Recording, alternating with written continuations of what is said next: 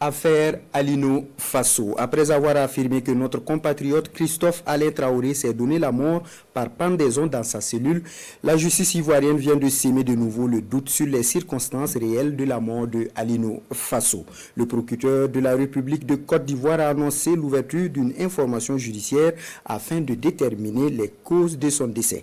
Des précisions avec Bienvenue Tansa.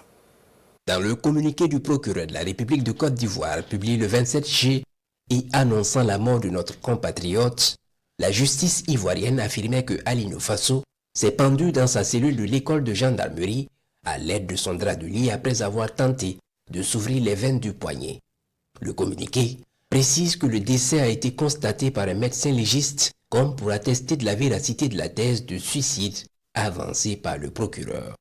Mais voilà, hier 4 août, dans un courrier adressé à la famille de Alino Faso, qui réclame la dépouille mortelle du défunt, le même procureur indique qu'une information judiciaire a été ouverte le 30 juillet à l'effet de rechercher les causes de la mort de M. Traoré Alain Christophe.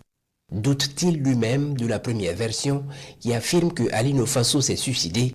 Le rapport du médecin légiste n'est-il pas fiable au point d'ouvrir une autre information judiciaire?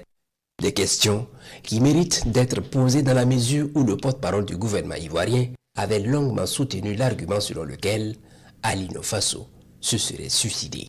La justice ivoirienne cherche-t-elle à gagner du temps face à la demande de mise à disposition du corps de notre compatriote?